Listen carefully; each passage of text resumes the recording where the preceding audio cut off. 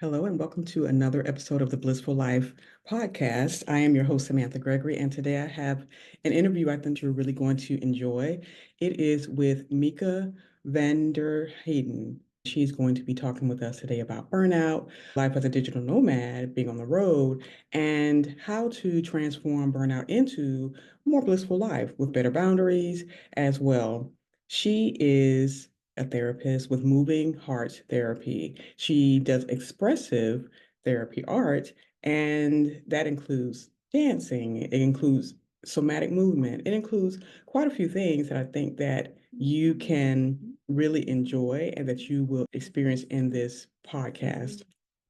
Mika is a world-renowned leader in the field of therapy with a passion for helping people find inner peace and freedom, which are keys to happiness and harmony. And she has a global presence, which helps her support many through life crises, guiding them to reconnect with themselves and adjust to life's challenges.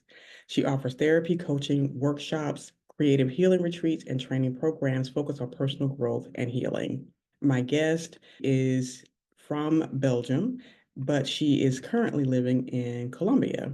And like I said, she's a world traveler. She enjoys helping people all around the world, especially digital nomads and expats. And I think you'll enjoy it. So listen in and let's get started. Please remember to like this episode, subscribe to this podcast, and make sure that you're always getting alerts for when the next one drops. Tune in and learn how to transform your burnout into bliss. Hello, and welcome back to another episode of the Blissful Life Podcast. I am here with my guest, Mieke Vander Heyden, and she is going to be talking to us about her journey through self-care because she is a digital nomad. She does travel around the world, and that's a special kind of self-care you need to have. Welcome, Mika. Thank you so much for being here and for sharing with us about your journey and the work that you do. Hi, Samantha. Thank you for the invite. I'm really excited to be here with all of you. Yes, Mika and I, we've been working together and we have developed a relationship. I'm excited about having her on this podcast today because, as I mentioned in the intro, she is a therapist. She has a wonderful view of the world. I think that with the work that she's doing, and I'll let her explain the type of work that she does with her clients, and we'll also jump into how to manage stress and burnout and how to use that as an opportunity to get closer to yourself, deeper knowledge of yourself, and to expand into the best version of yourself. Because I really would love to know more about your work, how you got into it, and what prompted you to become a therapist. Good question, because there are different angles to this. One angle would be like, I think it's the role that I took since childhood in my family, like being the listener, holding space for family members. But why do you take that role? Because there's already the natural talent or something, or because it's asked from the system? I think it's all of that together. But basically, I always have been interested in people. In the beginning, I thought I would actually work with people, like being a teacher, because I loved going to school. It was so inspiring for me to get all that knowledge. And I really looked up to my teachers. Then, after a while, life took its course, and I studied social and cultural sciences. And a big part of that is actually psychology. Mhm. And then I also started my own journey dealing with things from my past, processing. And I was like, no, actually, I think it's going to be psychotherapy. So I specialized in psychotherapy. And then I continued also in the creative arts therapies as well. And that's also part of my own journey personally, to use the creative arts like theater, movement, and art as a healing tool. I love that. I have a couple of friends who also are using art and dance, etc., in their own journey and practice. And so I think that's really, really profound because a lot of times we think therapy is just sitting in a couch, talking to someone, rehashing their past, and but I've never really heard of a therapist that does art except for with kids, but you do it with adults. Explain how you combine those two things and what the result Mhm. has been with some of your clients and in some of your workshops and classes. So many people who are interested in the creative art therapies come to me because they've already been to lots of psychologists and therapists, and they're like, talking doesn't work for me. I totally can relate to that because we talk about our issues with our friends, with our family, if we're lucky to have those people around us, obviously. And otherwise, it's in our internal monologue all the time, over and over again. So we told that story so many times. So I think there is a need for different perspectives. And I think art or dance and movement, we actually tap into different parts of ourselves to Mhm. actually get access. So it's not even coming from me. I'm facilitating them to other parts of their own wisdom so they Mm. can get different ideas and see different outcomes as well.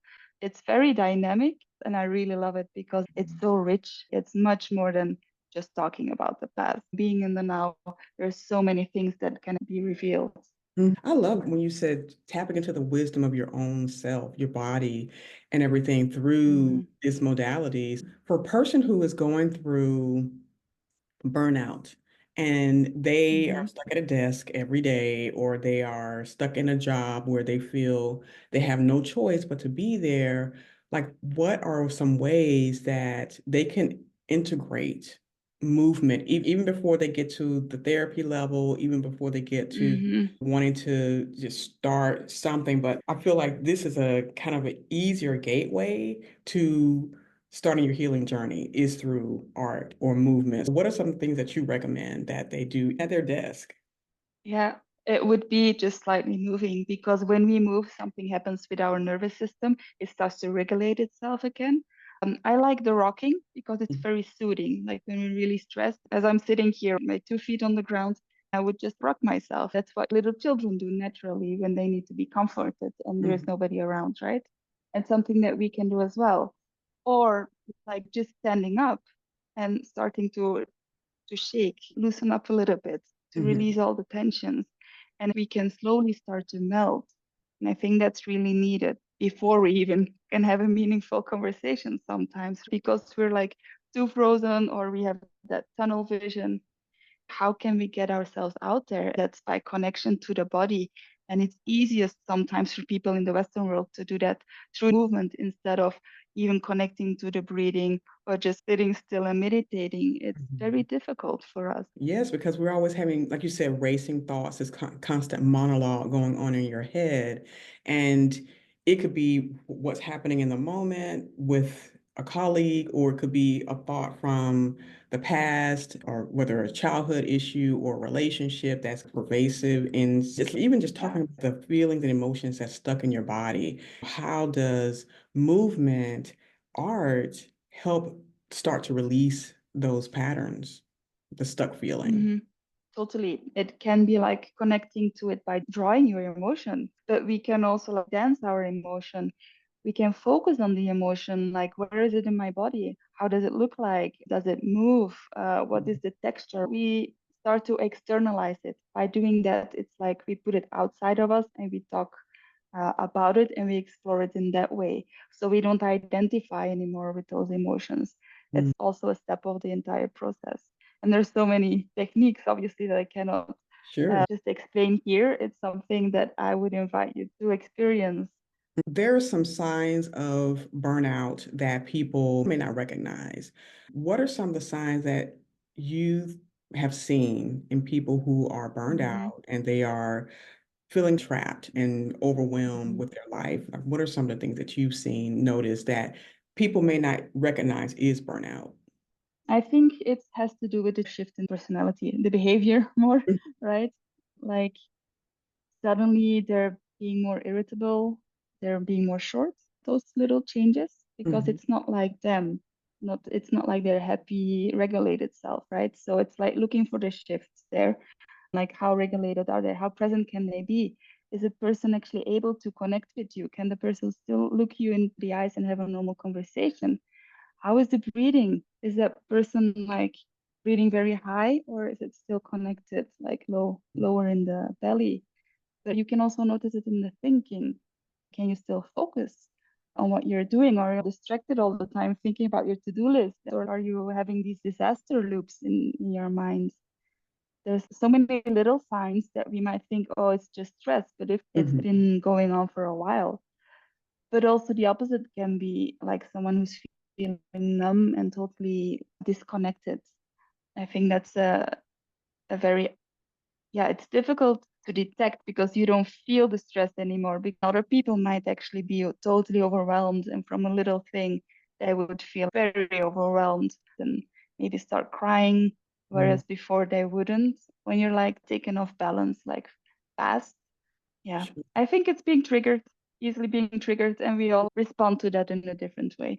I Right. think that probably is a bit on the bottom line, the Yeah. triggers. Yeah, I totally get that because when I was going through my own burnout journey, it was over years because you consider yourself a strong person, you have all these responsibilities, and you just keep going until you get to the place where you don't feel anything anymore. You don't feel your emotions, you don't feel connected to other people. That's either very snappy one week, very disconnected the next week, just trying with this running to-do list in your head all the time. And feeling like you're out of control and doing your best to get control, but it keeps slipping out of your hand. It's just like never, am I never going to feel normal? Am I never going to feel that I have a sense of balance? People talk about work-life balance a lot, but it's more than work.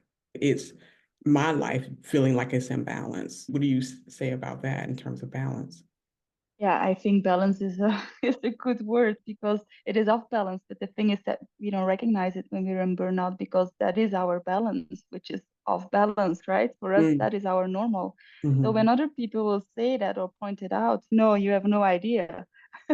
It's difficult to accept it and see that, I think. So, did you experience burnout at some point in your life? And if so, how did you manage it? How did you deal with it? Yeah, I did. It was about a bit more than 10 years ago, I think. And that was a very tough period. It was a cluster of things, right? It was not only the work-life balance or the relationship or the things that I had been going through personally. I think it was things coming together that actually made me throw off. At that time, I already had a therapist because as a therapist, it's good to also go into therapy to work Sure. on your own stuff. What I did, I went to a burnout coach because I wanted to learn more about it. I got to a point where I stayed home for a few months. That didn't really help. I was so bored. What do I do now? It's not about doing, it's about being. How am I then? It was so hard to start learning that. Then I went back to work, working 1/3 of what I usually did. I wasn't feeling it. At a certain point, someone asked me, like, okay, what would you do if you would win the lottery? And we were in a training group with all my colleagues, and I just started to cry. I was so surprised because I never cried in front of all these people. Mhm. And it came from so deep, and I was like, I need to get distance. I need to leave. I want to travel. And there I connected to my desire to travel, which I already had, but I was always waiting for my prince on the white horse to do that together, which Mhm. hadn't come along yet. That week I resigned. I was like, okay, this is so strong, this pull that I need distance. A few months later, I actually went on a sabbatical. Mhm. That was really good. I started with a yoga training with a friend. I was not even interested in yoga. I was like, okay, we'll give us something to do. I like the Right. philosophy of it, not really the practice. It was really good to have that structure and have that movement, that gentle movement as well. After 2 weeks, I felt like the old one again. So Wow. it was quite spectacular, actually. Traveling that I continued afterwards on my own was really good. I can say that I found myself back through living my life somewhere else Mhm. because I got out of the system, right? So it was more easy to look at myself and there was nobody to blame anymore. It was like, okay, Mhm. if I'm having something, if I'm feeling something, it has to do with myself, right? Sure. I could not point fingers anymore. So I started to take responsibility for myself. And I think that also might be typical in burnout that there is a victim in there. Mhm. I felt like a big victim of my life. Mm. And then that was a big shift that happened there. I started to become happier and happier. And after a year, I went back home and I was like, nah, I'm not going into the same again. And that's when I bought a one-way ticket to Colombia and I Mm. continued my travels actually. Thank you for sharing that. It has so many lessons for how to manage not just manage, but take responsibility and control of your life when you are in the throes of burnout and being honest with yourself. I think even that honesty, self-honesty, can turn the tide in the entire process going through the transformation in such a short time from when you were honest with yourself to doing something about it, not in a frenzied way, but just in a relaxed, I'm going to try this. You experimented, saw that it worked for you, and did not shun it because you had never done it or you weren't really into it. That shift, that change of environment made all the difference for you. I think shift of environment can be really powerful. Yeah. Yeah. Yeah. So I know when you mentioned sabbatical, of course, I perked up a little bit because I did a sabbatical to deal with burnout that I was feeling. And like you even mentioned, finding yourself. I've been recently thinking about it, and it's like it feels like through our lives we have dropped pieces of ourselves out in different places. And having a sabbatical or traveling, I've traveled a bit myself, it's like you're going and you're reclaiming those pieces of yourself so that you can become a whole person and again, take responsibility for your life and for the journey that you're on because you can, however it turns out is really up to you. It's not anyone else's responsibility or fault. And you're able to finally move out of the victim mentality, even though you may not see yourself as that. When we are allowing these things to overtake us, it's because we need to take care of this person, or because that society, people in society said to do that, or so there's so many different reasons and people that we can blame for the circumstances that we're in. I want to know more about how you manage business on the road as a digital nomad and how people in the digital nomad community or expat community how responsive they are to what you offer as a therapist on the road.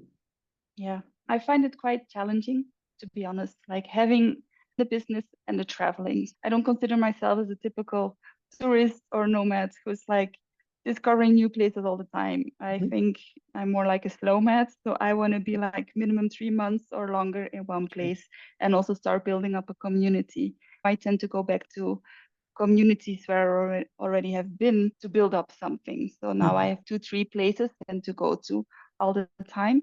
When I wasn't having my business yet, I wasn't much more changing locations all the time, but it's two different energies. And the Mhm. business really needs focus and presence. And then the traveling, I need much more energy and it's more like exploration. So I feel it's like more inwards energy against the more outwards energy. So that's Mhm. how I try to balance that a little bit. I think 50% of the people I work with are nomads, expats, and I find that more and more people are finding me online, like the expats and nomads. What I hear is that they choose me because I understand what they're going through. Because Sure. other kind of therapists or psychologists often already have said, "Oh, you need to go back, Mhm. dealing with your family system, with your past. You have to face it. Or you're running away." All these prejudgments, but I find that we don't really leave our home place to run away from something because there is no escape, because in the end it's all in us, right? We take Sure. everything with us. Mhm. So it's usually a way to connect with ourselves in another way. And then afterwards we can go back with different perspectives and Mhm. often even more regulated. It still happens to me when I go back every time.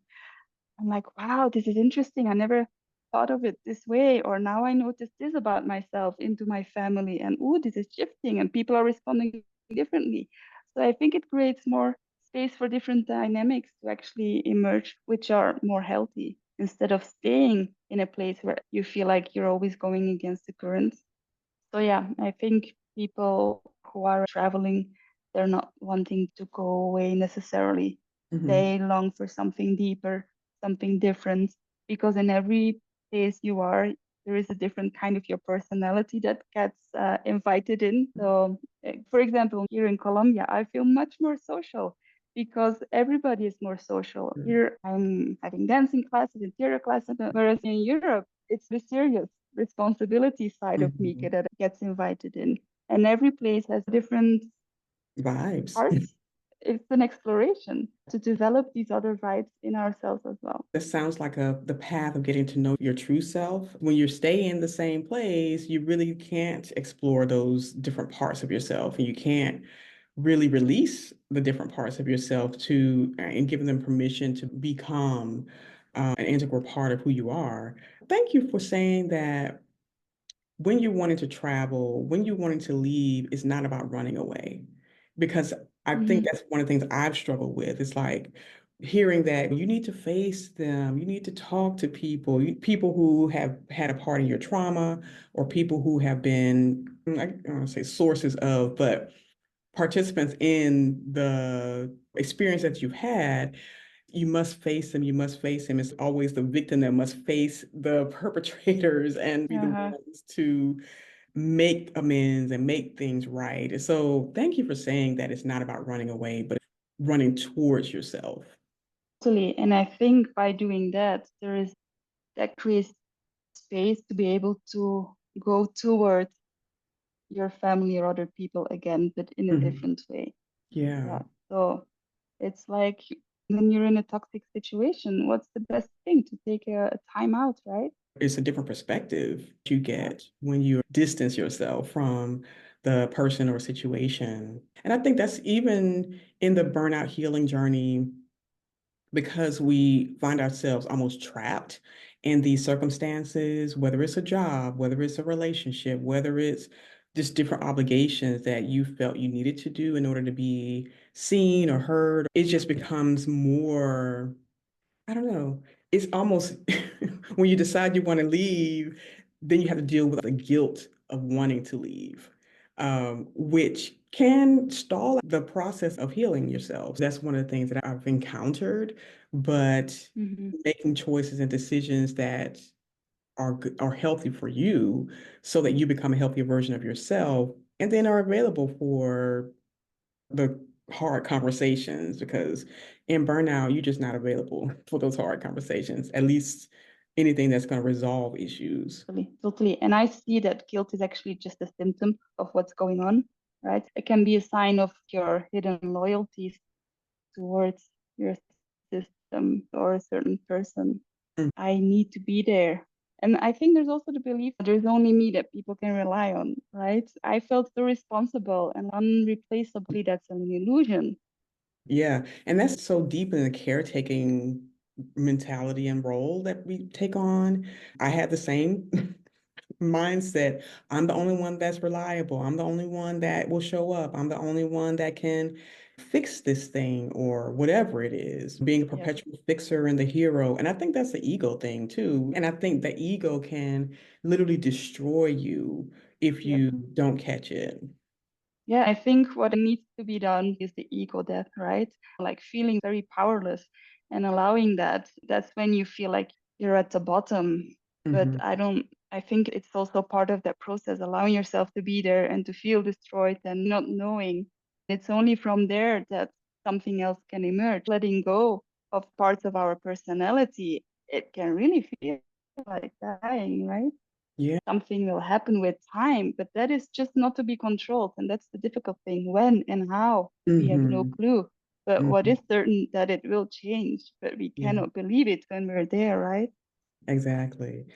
Yeah, this has been so amazing in talking about the process of processing burnout and the ways in which we can either sabotage the process or stall it out, or we can empower ourselves through the different ways in which it shows up, dealing with the triggers, dealing with the struggle of it all. I really appreciate the perspectives of being responsible and honest with yourself in the process, are transforming burnout into a more blissful place of living and being. It is all about facing the truth about what's happening to you, face the truth about your part in it, and take the responsibility to shift and change and grow and become, and giving yourself time. Like you just mentioned, the ego death Totally. is, wait, this, I feel like I'm going backwards here when I should be going forward, but that ego death Yeah. has to take place in order for us to go forward. Totally. And I think as long as we resist that, we're continuing to lose energy and we're not really going through it. Because I also think at the deeper level, it's a call to be, how to say, a call for Mhm. something else to emerge from the deepest of ourselves because the old way wasn't working anymore. I really appreciate this conversation. And before we go, I would love for you to share how people can find you, what ways they can work with you, and your socials. So the easiest would be if you can find me through Moving Hearts Therapy on Instagram, Facebook, LinkedIn. There will be a link to a discovery call. That's how I usually start working with people so we can get to know each other and discuss all the different options, be it individual therapy or coaching. Maybe they need couples counseling and so on. And I also understand that you work with other therapists and teaching them about the art piece and how they can integrate that into their own practice. So, how do you help other therapists as well? One way is more like supervision. So they come to me and they discuss their cases and they're like, okay, give me another approach. And then we look like what actually is happening in the relationship between client and therapist and how other methodologies like movement or arts can be helpful. Sometimes I organize trainings or companies ask me to come Sure. and give a certain aspect, not only as team building, but really working with the team to give some extra methodologies. What's often asked is like the art therapy or the dance and movement therapy there. Yeah. Nice. And I think we need more of that in the world, especially in the world of therapy, the healing arts, because it's more than just having a conversation and rehashing things. It's also about the nervous system and getting that regulated again. Can you share more about how important it is to regulate the nervous system and give some last thoughts to our audience? I think the nervous system is key. If that's not regulated, we are not really connected to ourselves, so we cannot really respond to our environment. So when we're not regulated, we will react and we will make everything worse because we're not really focused on the connection. And when we respond, we are in the present moment and we can connect. So I think that is key. Look for the self connection when you feel that you're dysregulated before you go out there in the world again. It doesn't have to be big. Usually it isn't big, right? So how can we regulate ourselves, connect with our bodies, to move a little bit, push our feet in the ground, maybe do some breathing exercises, start scanning the space. Where am I? It's all about orienting ourselves into the present moment again. Mhm. However, you can do that in that moment. It's not always about like, now I'm going to go for a big walk. Sometimes we're too dysregulated to even be able to open the door, right? Because that distance is too big. So it's okay, what's the step in between? Maybe I can start with looking outside, and that is already a big thing. By doing that, something will shift. Okay, and what's then the next step? So I think it's also important to look for the little steps in between. Because if we look too far ahead, it can totally demotivate us and it's gonna dysregulate ourselves even more with our thoughts, our inner critic that's gonna be very active as well. Yeah. So it's like accepting where we are and from here, what can I do next? That's an excellent place to stop. Thank you again for being on the Blissful Life podcast and for sharing steps to process burnout, sharing your story about how you processed it, being giving us really permission to distance yourself. Oftentimes, because that's the best way in order to find yourself and reconnect with yourself. And then, of course, sharing about nervous system regulation and that it's really about the little things that you do in order to make big results in your life when you're dealing with burnout. So thank you again for being Totally. here with us. Thank you. Be sure to follow Mika on Moving Hearts Therapy on all the social medias. And if you want to do a discovery call with her, please go to her website and have a conversation, see how she can help you through your process, whether you are rooted somewhere or you're traveling the world. Thank you so much, Samantha, for having me here. It was really cool. Thank you again. Be sure to like, subscribe, follow Mika on her social medias, follow us as well. Everything is Samantha Gregory. We will see you again next time. Take care and be well.